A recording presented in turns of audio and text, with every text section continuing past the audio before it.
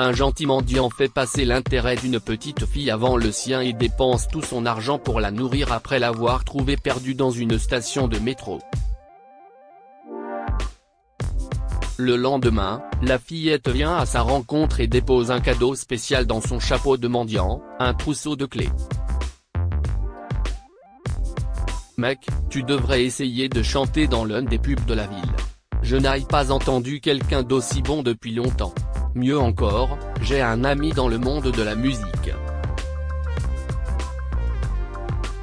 Je te mettrai en contact avec lui la prochaine fois que je te verrai. Oh, merci beaucoup.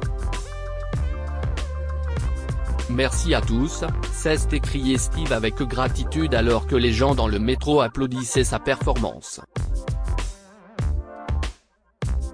Il ne savait pas qu'il avait autrefois voulu être musicien, mais que les choses avaient tellement mal tourné qu'il était devenu un sans-abri, jouant de l'accordéon et chantant des chansons pour gagner sa vie. Mais comme le dit le proverbe, tout le monde change de vie un jour. Bien que tardif, le moment est venu pour Steve. Un jour, après sa prestation musicale, Steve s'empresse de ranger toutes ses affaires et décide de descendre au prochain arrêt pour profiter d'un bon repas avec l'argent qu'il a gagné. La chance avait été un peu trop clémente avec lui ce jour-là, et il avait gagné plus que d'habitude. Lorsque le train est arrivé à la gare, Steve a rassemblé ses affaires et s'est dirigé vers les escaliers du métro, se réjouissant d'une journée agréable à venir. Il ne se doutait pas que le destin avait d'autres plans pour lui.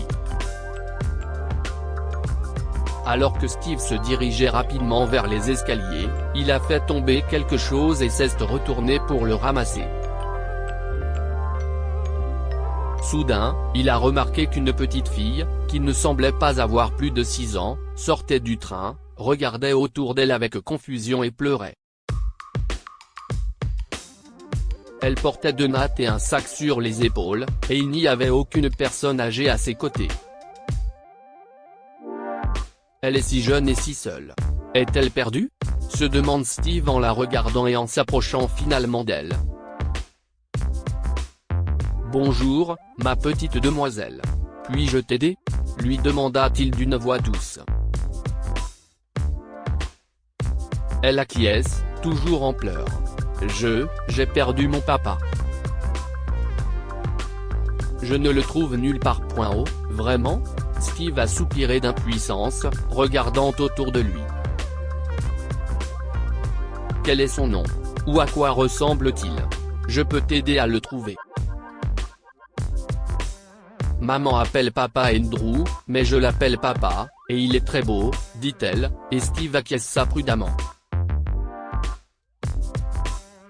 D'accord. Nous allons donc trouver papa Andrew très rapidement. Mais avant cela, tu dois arrêter de pleurer parce qu'aucun papa n'aime voir sa jolie fille pleurer, d'accord ? Mais comment allons-nous trouver papa ? Je ne le vois nulle part, dit-elle avec inquiétude et continue de pleurer.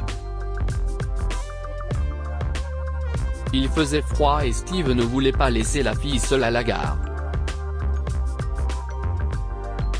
Il décida de l'emmener dans un café voisin et de lui offrir quelque chose de chaud et de bon, pensant que cela la calmerait et qu'elle serait capable de lui en dire plus sur la façon dont elle a été séparée de son père.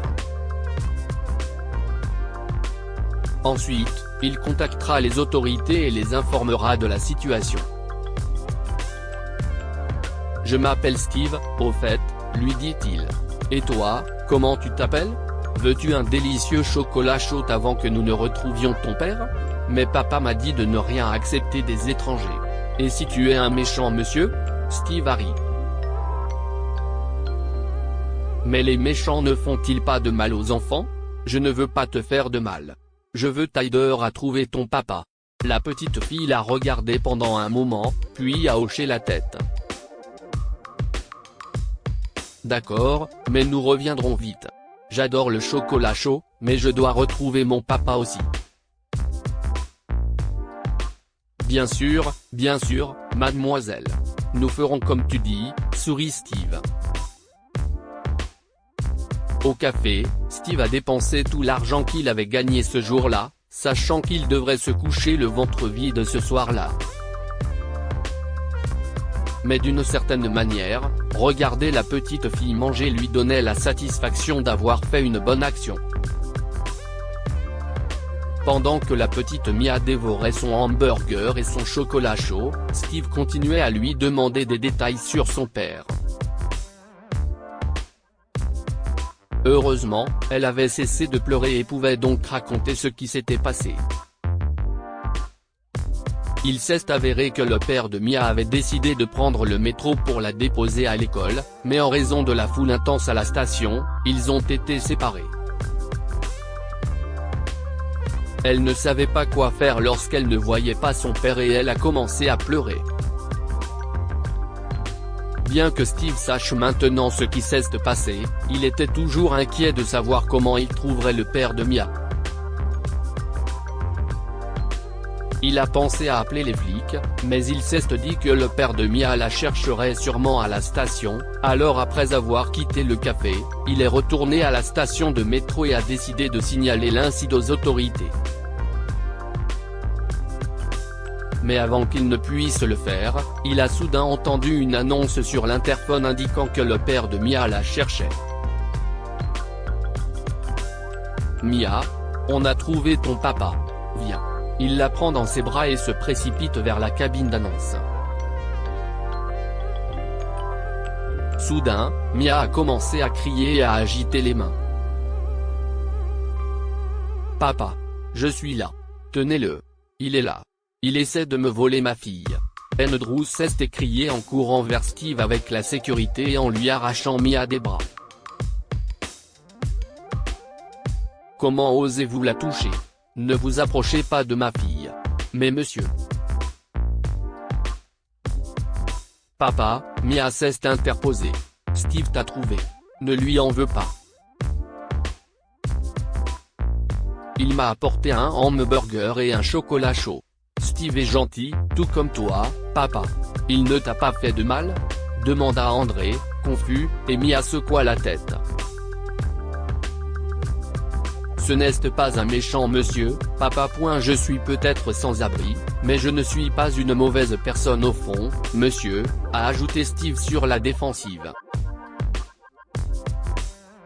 À ce moment-là, Andrew s'énerve d'avoir douté de Steve et réalise qu'il n'aurait pas dû l'accuser de la sorte.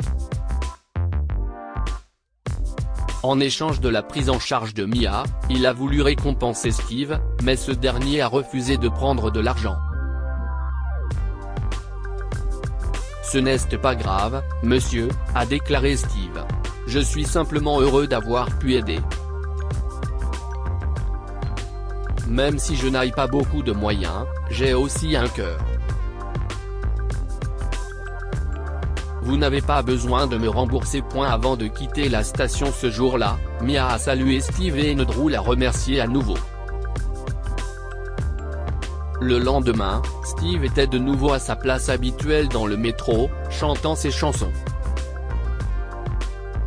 Alors qu'il terminait sa prestation, il vit une petite main se glisser dans son chapeau de mendiant et y déposer une petite boîte. Steve a levé les yeux et a souri. Mia? Heureusement, cette fois-ci, elle n'était pas seule, mais avec ses parents. Bonjour, ma chérie. Que fais-tu ici? Steve lui a demandé. Je suis venu te faire un cadeau, Steve. Tu m'as aidé, alors je veux t'aider aussi. Mais il y a une règle, tu ne peux pas dire non à mon aide. Oh, si est-ce vrai? Steve a ri et a pris sa boîte pour l'ouvrir. Il a déballé la boîte et a trouvé un trousseau de clés à l'intérieur. Qu'est-ce que si est a-t-il demandé, confus. Si est ta nouvelle maison, Steve, s'écrie Mia. Ce n'est pas vrai. Les yeux de Steve s'écarquillent. Est-ce vraiment? Vous le méritez, Steve, Andrew a dit, apparaissant derrière Mia. Vous êtes un homme au bon cœur qui a aidé ma fille. ce n'est qu'un petit cadeau. CIST une maison mobile. Mon entreprise est spécialisée dans ce domaine. J'espère que cela vous aidera. Et il t'emmène dans plein endroits, gazouille Mia. Le bien revient toujours avec le bien, Steve. CIST ce que ma maman et mon papa m'ont appris. Tu as fait le bien, alors tu as eu le bien, ajoute-t-elle en le serrant dans ses bras, ce qui fait sourire Steve à travers ses larmes. Que pouvons-nous apprendre de cette histoire? Les bonnes actions sont récompensées de manière surprenante. Steve savait que s'il dépensait ses gains pour nourrir Mia, ils endormiraient le ventre vide, mais il l'a fait.